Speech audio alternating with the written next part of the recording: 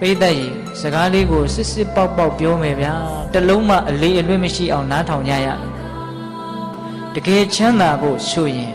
အဲ့ဒီအချိန်ကိုမရောက်သေးခင်အခုနေနေတဲ့အချိန်ကလေးမှာကုသိုလ်ကောင်းမှုကိုများများလုပ်ထားပါတဲ့ဟုတ်လားကုသိုလ်ကောင်းမှုရဲ့တန်ဖိုးဟာတေဂာနီးမှာပို့ပြီးတော့ထင်ရှားတယ်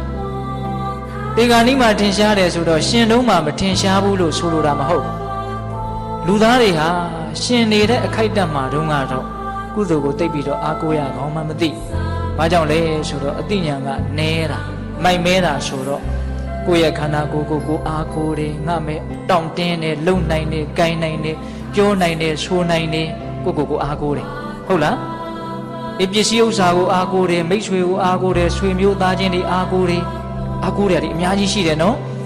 အားကိုးလို့ရသေးတာဘူးဗျာတေဂာနီးရောက်ပြီဆိုတဲ့အခါကျတော့အဲ့ဒီကိုနေထိုင်စဉ်ကာလတုန်းကတန်ဖိုးထားခဲ့တဲ့အားကိုးစရာတွေကအားကိုးလို့ရသေးလားအားကိုးလို့မရတော့ဘူးကိုအားအကိုးဆုံးလို့ဆိုရတဲ့ဒီခန္ဓာကိုယ်ကြီးကိုကစပြီးတော့တည်တော့မယ်ဆိုပြီးတော့သူ့ရဲ့အဖြစ်မှန်ဇာတိကိုဖော်ပြလိုက်ပြီလေမင်းဘယ်လိုပဲငါ့ကိုမြဲတယ်လို့ထင်ငါကတော့တည်တော့မယ်လို့သူ့ရဲ့အဖြစ်မှန်တယုတ်တကံကိုမျက်နှာဖုံးကိုဖွင့်ပြလိုက်ပြီခုတက္ကရာမတို့ဦးဇင်းတို့တွေကခန္ဓာကိုယ်ကြီးကမျက်နှာဖုံးဖုံးထားတာအဲ့ဒါကိုဖွင့်မကြည့်ပြဘူးနော်ခန္ဓာကိုယ်ကြီးကဘယ်လိုမျက်နှာဖုံးဖုံးထားတာမြဲတယ်လို့မျက်နှာဖုံးဖုံးထားတာဗျဟုတ်လားကိုကြည့်မြဲတယ်လို့ပဲထင်တယ်သိမယ်လို့ထင်တဲ့အချိန်ကတကယ်နည်းနည်းလေးပဲရှိတမင်တကာတွေးတောမှသိဟုတ်ရလား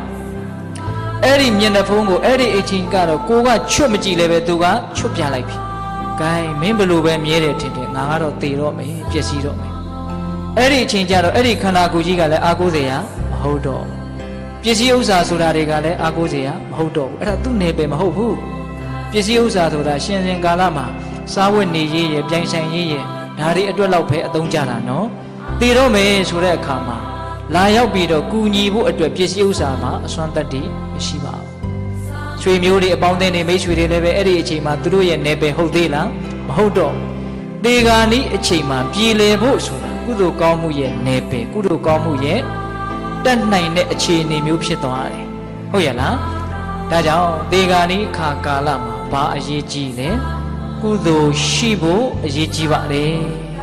ရှင်လုံးမှာလည်းပဲကုသိုလ်ရှိဖို့အရေးကြီးပါနဲ့နော်သို့တော့တေဂာနီးမှာပို၍အရေးကြီးတယ်ဟုတ်ရဲ့လားဒါကြောင့်ဘဝဆိုတာနေရေးတစ်ခုတည်းတည်ဆောက်ထားတာမဟုတ်သေရေးနဲ့နေရေးနဲ့ရောထွေးပြီးတော့တည်ဆောက်ထားတာဟုတ်လားအဲ့ဒီတော့